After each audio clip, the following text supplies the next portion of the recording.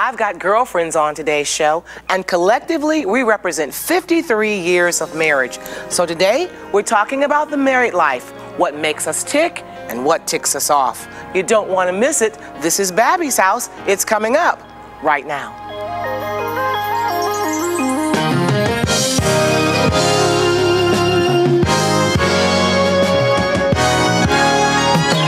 Babbie's house.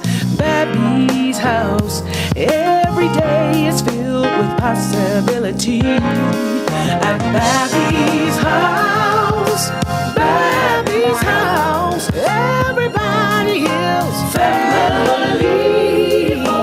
Welcome to Babbie's house.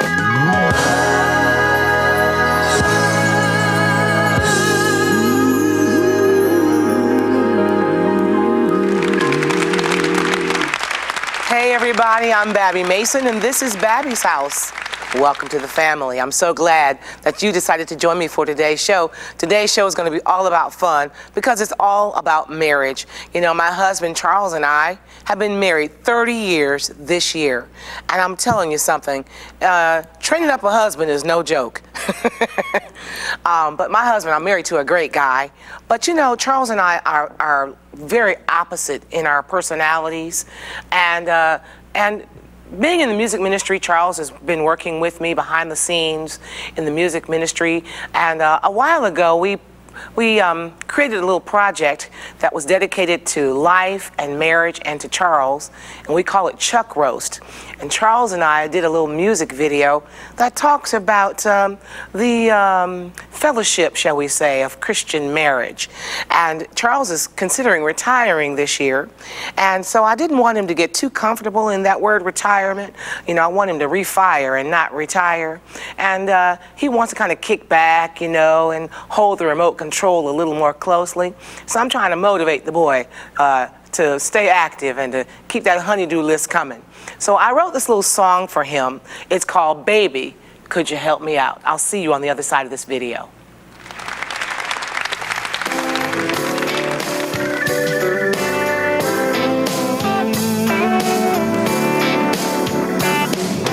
Pick up your shoes, zip up your britches, take out the trash, clean up your messes, baby. Could you help me out? Open up the door for me, will you please? Put down the lid on the toilet seat, oh baby. Could you help me out? I know you had your home training in the way that you should go, but it seems you have departed from it now that you're old, so old. Could I get a little help around here? I could use a little yes, dear. I don't want to sound like your mother, I just want to be your lover now. This is what it's all about. Could you help me out? Could you help me out? Oh, could you help me out, baby? Could you help me out? Cover up your mouth when you have to cough. When you leave the room, will you turn the TV off, baby? Could you help me out? When you go into the bathroom, strike a match. You bring new meaning to the term natural gas. Good grief, could you help a sister out? Do us both a favor. Could you carry a little more weight? Try lifting something heavier than your dinner plate, mister. Could I get a little help around here? Please, sir. I could use a little. Let me get that for you, dear. I don't want to sound like your mother, but trash day is tomorrow now. This is what it's all about. Could you help me out? You great big hunk of burning love, come over here. Let me tell you what a sexy thing you are. Let me wrap you in my arms and whisper in your ear. Now that I have your attention, big boy, do you think you could get the groceries out of the car? Hey, hey, could I get a little help around here?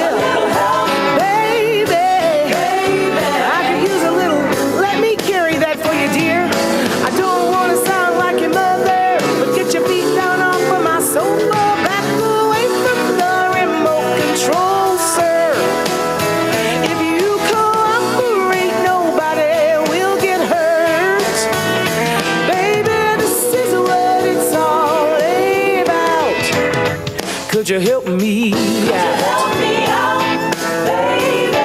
Oh, could you help me out? You were the one who wanted these vaulted ceilings, so could you get up there and change the light bulb in the ceiling fan, please? Oh, could you help me out?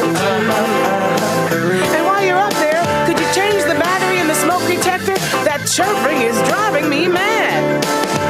Listen, baby.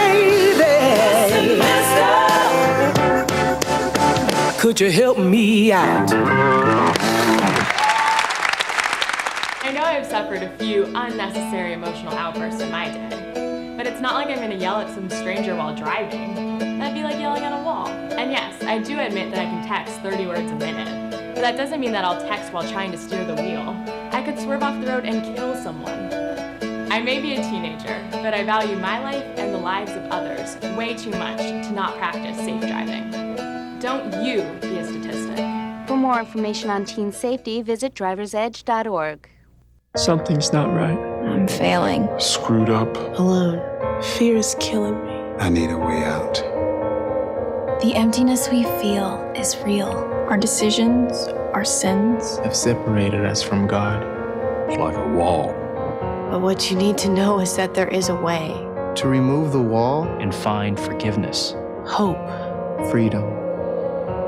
Put your trust in God's Son, Jesus Christ. Turn it all over to Him. Find some peace. He died to set us free from sin. He suffered and died for you. That's how much Jesus loves us.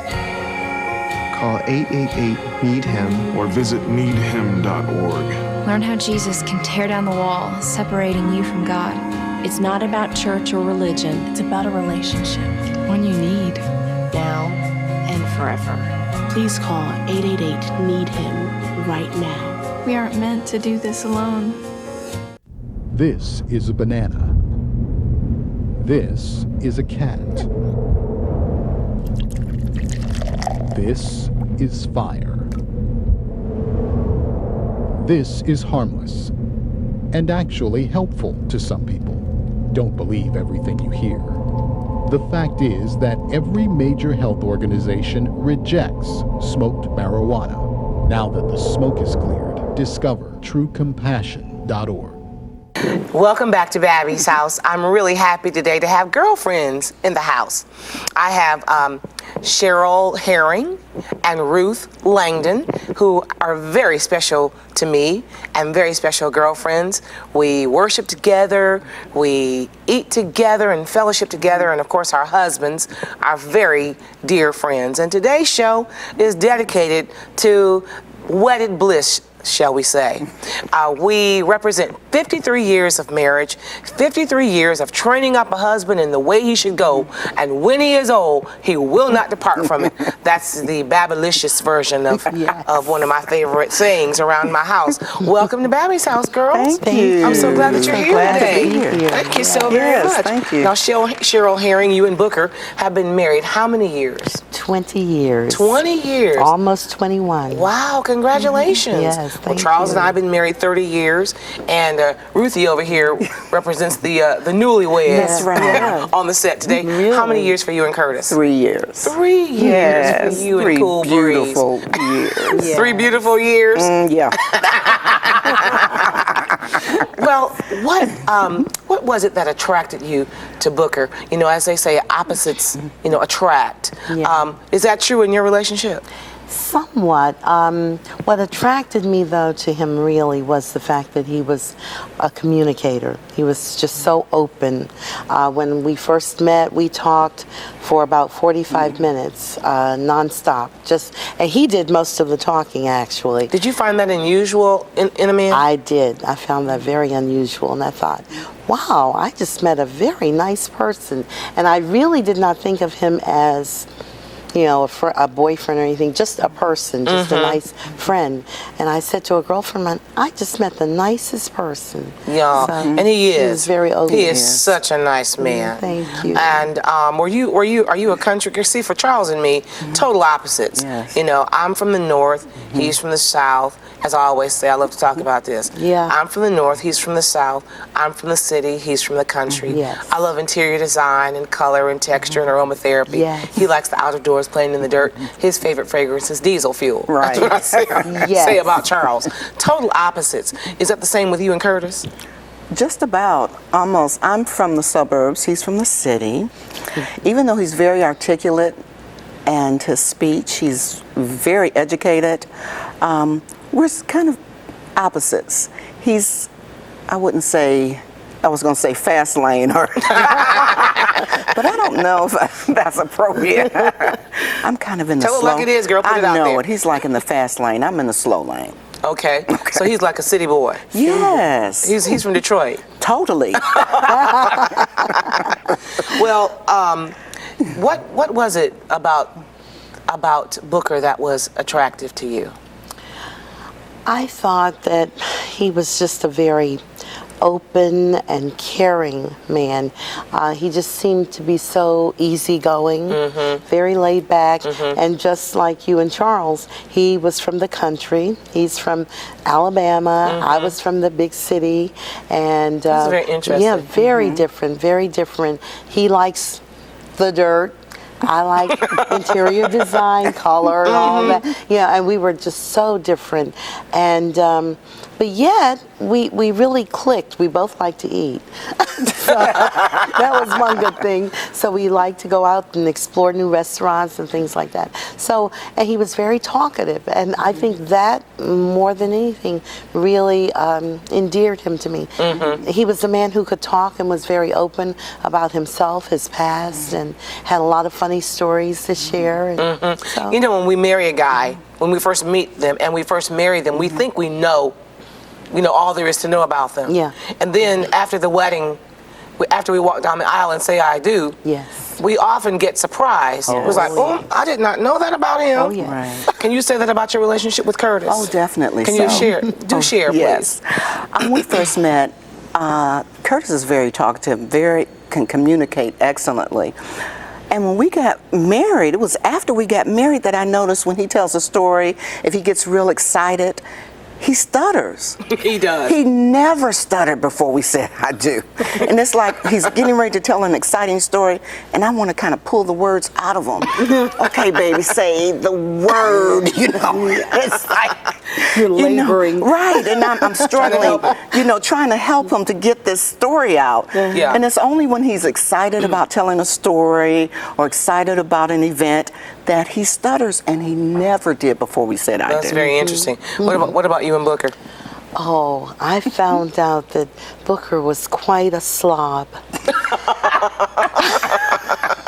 Quite a junkyard, a Sanford and Son man. I was so He loved shocked. other people's junk. Oh. What I call OPJ. Oh, yes. Other people's junk. Yes. I was so shocked. When I met Booker, I was really what I probably would call OCD. I was the person who had to straighten everything every night, and all of my drawers had to be lined up, and my shoes were, everything had to be just so. So when we moved in together when we got married, I started noticing everything was just really out of order in some rooms. And I kept saying, oh, honey, we put things away. We do. Just a real slob. And there was no reforming him by that time. He's not been reformed after 20 No, 20 years. It hasn't No worked, reformation. So, no. So I've given up and just said, he's got a lot of great qualities. Yes. So I just have had to give up override on the not so great qualities. Yes. Well, you all know my husband, Charles. Yes. And Charles, first of all, you know that I'm an English teacher and a songwriter. I love words and marrying words to music. And Charles, on the other hand, has created his own language. Oh, yes. And for those of you that don't know my husband, Charles, Charles is a very, very neat, wonderful guy to get to know. But when Charles, in the course of a conversation, he will mispronounce a word or two. He'll add a syllable over here, or he'll take away a syllable over there.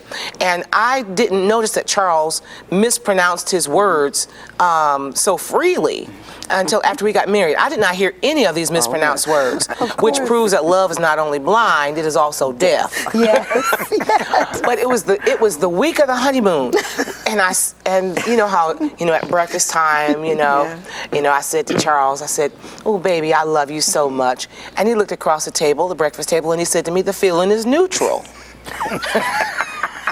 I said, "Excuse me, honey, I think the word you might be looking for is mutual." Repeat after Mama now. Mutual. Well, a few days later, we were out to lunch, and I placed my order with the server, and Charles placed his. He said to the server, "I'll have a Caesar salad with Caucasian chicken and extra coupons." I said, "Excuse me?" I felt like I needed to translate or something. I said, "I think what it is my husband is trying to say is he'll have a Caesar salad with Cajun chicken and extra croutons." Yes. And these words just kept coming, and I just kept trying to correct him, and it caused friction in our marriage because here I am, an English teacher, for goodness sake. Yes. And I married this husband who butchers the English language. I couldn't figure this out. Yes. Well, one day I'm in a concert, and I'm singing, and I introduced a big, beautiful worship ballad, and the spirit of proclamation came over me, and I said, "Jesus is worthy. He's worthy of all the adoration. He's worthy of all the adulation, and he's worthy of all the ovulation." Well,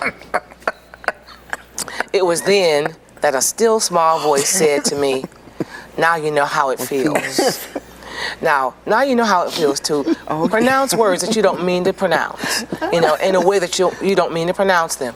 Now cut your husband some slack. Right. Do both of you a favor by accepting your husband the way that God made him to be. Yes. And I tell you, that was a real wake-up call for me to be able to accept my husband. And now when he mispronounces these words, they are very funny. Yes. They are hilarious. Yes. And so we created this project called Chuck Roast. It's going to be out here in a few days. And it's a tribute to love, a tribute to marriage. It's filled full of wonderful stories about life and about our relationship. And it's packed full of what we now call Masonisms. Mm-hmm. Some of Charles's most funny, words. Like we were at a friend's house, and he looked up into their ceiling. They were redecorating, and Charles said, "Ooh, man, I love that chandelier." We passed the church early one Saturday morning that had a lot of cars parked out front, and he passed the church and he read the sign because he was intrigued by the reason why their parking lot would be packed full of cars. We passed the church and Charles said, "Oh, it's a Seventh-day Adventist church." "Oh yeah, 'cause Saturday is their Savage Day, ain't it?" And the list just keeps going on and on and on. Well, I'm going to share some more Masonisms, and you all are going to share some more about your marriage. So stay with me, and you stay with me, because after this break, we're going to come back with more talk about marriage. More talk about our honey, maybe our money, maybe our kids. So stay with us. We'll be right back after this break with more of Babbie's House.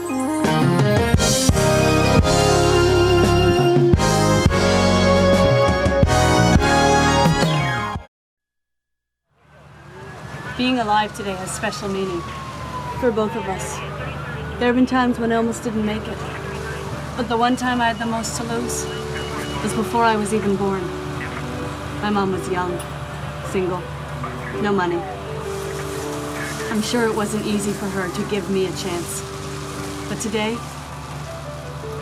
I know she'd be very proud that her decision saved more than one life. My disease is called osteosarcoma, and it's a bone cancer. Every day, over 200 children come to St. Jude Children's Research Hospital for help. First thing out of Matthew's mouth is, "Mommy, I'm scared." I said, "Matthew, that's okay, because I'm scared too." These could be your kids. Call now and be a St. Jude partner in hope.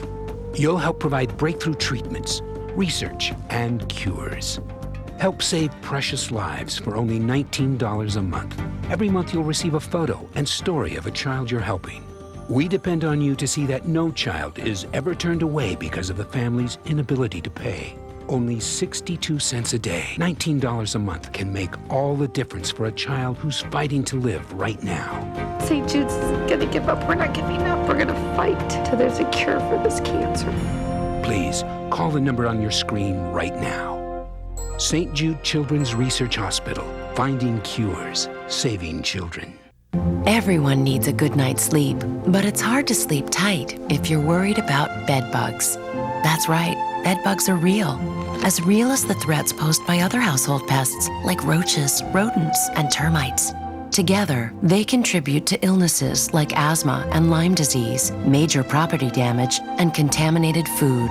To learn how to protect your home and family, visit pestworld.org. Because household pests shouldn't keep anyone up at night. Well, welcome back to Babbie's house. I'm having so much fun talking to my girlfriends Ruth and my girlfriend Cheryl. Thank you all for being on Babbie's house today as we discuss, marriage, what makes marriage tick and what ticks us off, talking about our men and training up a husband and the marriage has its ups and downs. Its challenges, its victories, and its defeats, its setbacks, but I've learned that setbacks are often setups. Particularly if you're a believer, there are no setbacks. A setback is just a launching pad for a setup, and a setup is something that enters you into that next adventure when you have Jesus at the center of your marriage. Cheryl, talk to me about marriage in general and your relationship with Booker. How do you all resolve conflict? Charles and I are so opposite that oftentimes, we are extreme opposites when it comes to our personalities. And oftentimes, it leaves room for some intense fellowship, should we say. And when there's intense fellowship going on in your house, how do you resolve it? What do you do? Well, we have to just really talk through it after I cool down, because I'm the fireball, and he's the laid back one. Nothing bothers him. Oh, don't worry about this, don't worry about anything. I'm the one, I'm the stressor, and I'm the one who's always just high strung. Well this has to be done. Oh, we've got to do, and when you're married to a laid back person, you feel like crazy. You have to step up to the plate, or else something won't get done. Exactly. Something will slip between the cracks. Exactly. Yeah, it's like that around my house. Yeah, so I have to it's almost like we have to make an appointment. I have to say, look, we really need to talk about this. Okay, can we take set aside some time on Thursday night and let's just sit down and just work through it and talk about what we need to do. And that often works. That is a good point, to make an appointment, because oftentimes when you do it just on the cuff, there's room for friction and tempers escalate. And you want to yell and scream. You do. But when you make an appointment, you're a little more prepared mentally. You can come to the table with everything that you need, and as far as your statements or your papers or whatever it is. I'm a writer, and I will often write down a list of points that I want to make, so that I can present them. And if he starts to interrupt me, I'll say, wait, no, I need to talk. Or if I interrupt him, he'll say, no, I let you talk. No, So we come at each other like that. That's good. Sometimes we get a little heated, but we never. Booker and I have never had an argument and gone to bed angry. In 20 years, we've never. And our arguments are such that 5 minutes. 10 minutes, and then we're okay. We've pretty much said it all, and it's okay, it's out there. I'm upset, and then we go on.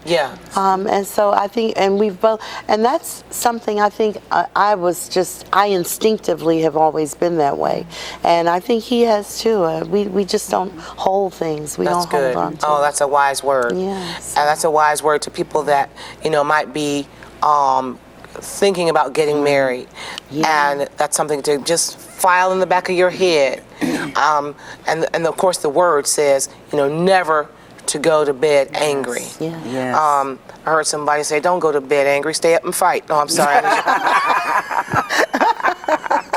Stay up and fight it out. Fight it out. Until you work it out. That's right, honey. Work it out. That's right. Now, Ruth. than makeup. That's right. Yeah, making up is a whole lot fun. Oh, yes, a whole lot it more is. fun. Now, Ruth, you are, still in those early years Yes. of your marriage. You're still, considered a newlywed, 3 years married to Curtis. And, of course, you've both had a marriage before in your history. But you set some, even though you were married before, you set some ground rules in your dating relationship with Curtis. And I think this is a wise word. Tell us about that. When I first met Curtis, he was a communicator. He loved to talk, and I loved that about him. And when I found out, because we talked for hours when we first met, I loved it. And when I found out that he was really interested in me, and he said, because he lived in Detroit at the time, and I was in Atlanta, and we met at this banquet. And he said, well, I want to come back to visit.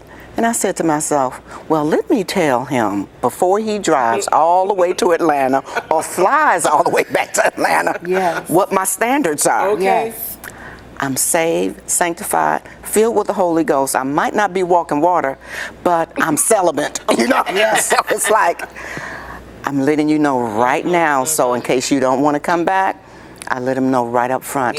And he honored that. He was respectful of that. And one thing he told me that really shocked me, he said, I've never had a woman tell me that before. Even though he was a baby Christian, he had been saved like 4 years.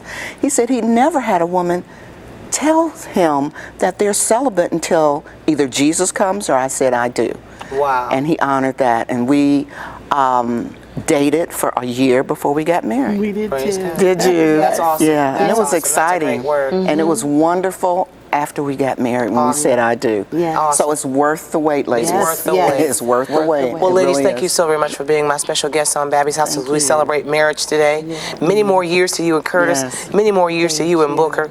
And if you're married today, I pray that you and your spouse are enjoying marriage. And if there are some challenges in your marriage, there's some real truth that says that the family that prays together stays together. And I just want to encourage you and your spouse, before you go to bed tonight, spend some time in prayer. And listen, go to Babbie.com as well. Chuck Rose is coming out, that wonderful video about me and my family and my husband with that cool video on it. Check it out at Babbie.com. I love you, God bless you, and thanks for joining me today. Bye-bye for now.